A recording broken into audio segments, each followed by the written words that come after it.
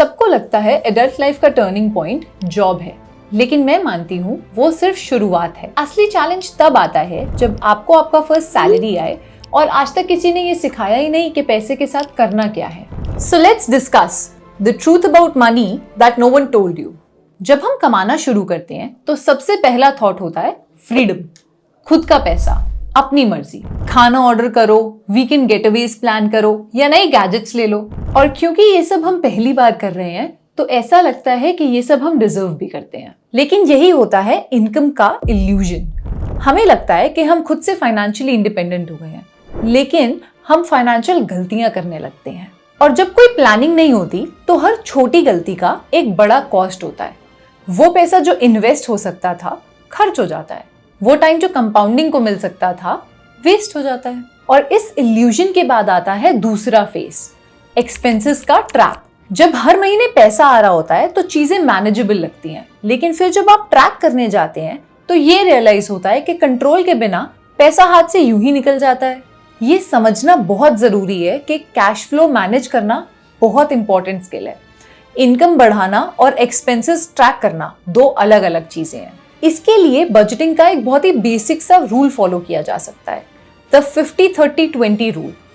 This says that 50% of your money should go towards your necessities, house rent, food, electricity. 30% of your money should go into your wants, things that you do for yourself, possibly shopping, weekend getaways, whatever you can count. 20% of your money should mandatorily go to your savings. ये कोई complex spreadsheet नहीं है, ये एक mindset shift है। आप जितना जल्दी इसे हैबिट बना लोगे उतना ही ज्यादा फाइनेंशियल स्ट्रेस से दूर रहोगे। फिर एक मोमेंट जो हर किसी की लाइफ में आता है, इमरजेंसी। कोई मेडिकल एक्सपेंस या जॉब लॉस या कोई भी ऐसा अनएक्सपेक्टेड एक्सपेंस जिसके लिए बैंक अकाउंट में पैसा होना जरूरी है। तब समझ में आता है सेविंग्स कोई ऑप्शनल चीज नहीं है। एंड इसका फर्स्ट स्टेप होता है creating an emergency bucket for yourself. आपके 6 महीने के expenses including your living cost, any fixed EMIs और may be school fee for the kids should all be included and kept in a separate bucket. और इसके parallel आप एक SIP start कर सकते हैं जो आपके लॉन्ग टर्म इन्वेस्टमेंट्स में काम आएगा। इससे आपका वेल्थ भी क्रिएट होता रहता है और जब लाइफ में कोई हिकअप्स आते हैं you also have an emergency fund to provide a cushion for you. आज के टाइम में पैसा दिखाना आसान है, लेकिन पैसे को संभालना उतना ही मुश्किल। Your money should be handled with clarity, control and confidence.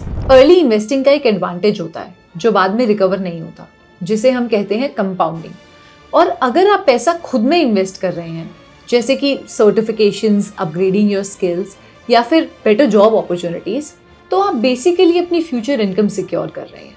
सबसे बड़ा कंफ्यूजन होता है इनकम और वेल्थ के बीच का डिफरेंस समझना। इनकम आपका मंथली इनटेक है, लेकिन वेल्थ आप विद टाइम ग्रो करते हो, जिससे आपका ट्रू फ्रीडम आता है। तो फिर हैविंग माई ओन मनी का एक्चुअल मतलब क्या होता है? हैविंग माई ओन मनी का मतलब ये होता है कि आप अपने फ्यूचर के लिए खुद से रिस्पॉन्सिबल हैं। सिर्फ आज की विम्स के लिए फ्यूचर को कॉम्प्रोमाइज नहीं कर रहे। ये आइडिया ग्लैमरस नहीं लगता, लेकिन ये आपको पीस देता है।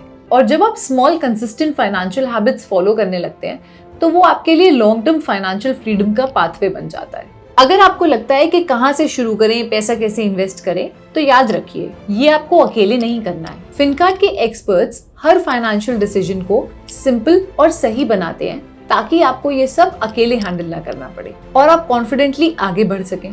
Because having my own money deserves a grown up plan.